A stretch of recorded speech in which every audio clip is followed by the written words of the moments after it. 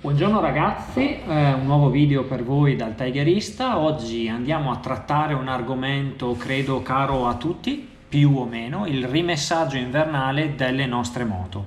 Questo argomento mi è stato suggerito direttamente in concessionaria Triumph, appunto, nel quale si stava parlando appunto di questo mio canale YouTube molto amatoriale. Mi hanno detto: ma perché non tratti questo argomento? Perché molti dei nostri clienti non sanno le corrette operazioni da effettuare quando magari lasciano la moto ferma 2-3 settimane, un mese, 2 mesi, 3 mesi in letargo invernale, appunto non sanno come comportarsi. Quindi eccomi qua, vi do 2 o 3 consigli utili, utilissimi. Nelle descrizioni del video troverete anche il link con dei prodotti a mio avviso molto validi per appunto il rimessaggio delle moto. Quindi parto subito dal dirvi appunto il rimessaggio moto ha due grosse distinzioni: all'aperto o al chiuso, quindi un garage o un box. Se è all'aperto, ovviamente un bel telo coprente con magari un telo morbido verso l'interno e molto impermeabile verso l'esterno. Se è in garage, io personalmente, quando mi è capitato di farlo negli scorsi anni, non ho mai coperto appunto la moto. Questa è l'operazione appunto per proteggere eventualmente la carrozzeria. Magari in un garage vi dovete muovere o quant'altro, per non andare contro appunto alla moto, meglio eventualmente coprirla. Passiamo agli aspetti tecnici della moto. Che cosa ha bisogno la nostra moto per stare ferma appunto? Allora, come dico sempre, spazio dedicato. Se c'è una spina di corrente meglio, perché appunto sarebbe indicato lasciare attaccato periodicamente o permanentemente un manutentore di carica per batterie ovviamente al piombo normali e tradizionali. Lo trovate appunto in descrizione. Si attacca sui poli della batteria positivo e negativo senza staccare la batteria. Perché?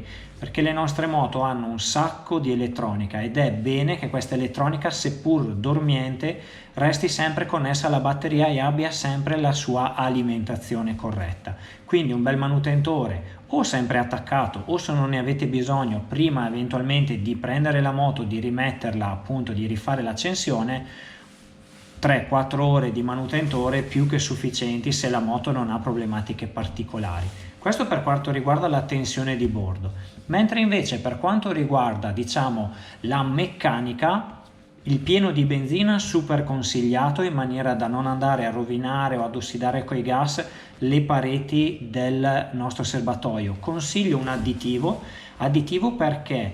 Perché la benzina nel corso del tempo perde comunque le sue proprietà. Che cosa voglio dire? Tramite lo sfiato i vapori della benzina vengono a essere espulsi e quindi la nostra benzina, che già in Italia non è il massimo della vita, va a perdere appunto di efficacia. Un buon additivo, un octane booster eventualmente, può aiutare questo, quindi al nostro riavviamento avremo comunque una benzina buona. E ovviamente anche l'additivo per far sì che non si depositi nulla all'interno del nostro serbatoio. Un altro consiglio per il rimessaggio è il gonfiaggio dei pneumatici. Sapete bene che normalmente sulle nostre moto i pneumatici vanno dai 2,5 anteriore e 2,9 posteriore. Alzate pure entrambe le pressioni di circa mezzo bar, quindi un 3,4, 3,5 tranquillamente, non succede nulla, per far sì che le gomme, soprattutto se lasciate le gomme appoggiate al pavimento e non sui cavalletti, appunto non vadano a ovalizzarsi. Nel link in descrizione trovate un cavalletto anteriore per Tiger 900, quello con le due punte. Io personalmente lo utilizzo quando metto la moto sul cavalletto centrale, appunto, e con questo messo all'anteriore le due ruote stanno entrambe sollevate, che è un toccasana per la moto, non avere il peso sulle ruote ovviamente. Un altro appunto consiglio che vi do è la pulizia della catena. Almeno prima del rimessaggio fate sì che la catena sia bella pulita. Nel link trovate un aggeggio che si chiama Kettenmax con tutte le istruzioni per poter pulire al meglio la vostra catena. Pulire la catena allunga tantissimo la vita, quindi risparmio anche di soldini nel corso del tempo. Catena, corona e pignone, se c'è una corretta pulizia, durano veramente tanto e non siamo costretti ogni 30-40 a sostituirli. Un altro consiglio, quindi parlato di gomme, parlato di catena, parlato di manutentore batteria, parlato appunto di serbatoio, è quello, se c'è la possibilità ogni tanto, comunque di metterla in moto. Una volta ogni 2-3 settimane è buona norma metterla in moto una decina di minuti, farla scaldare un attimo anche senza utilizzarla, se abbiamo ovviamente l'assicurazione sospesa è bene non andare in giro ovviamente. 10 minuti, un quarto d'ora, si accendono le ventole, la lasciamo lavorare altri 2-3 minuti, dopodiché spegniamo la moto e la rimettiamo al nostro posto nel box. Questo è un video molto veloce fatto per appunto darvi alcuni consigli. Io vi ringrazio di avermi seguito sicuramente.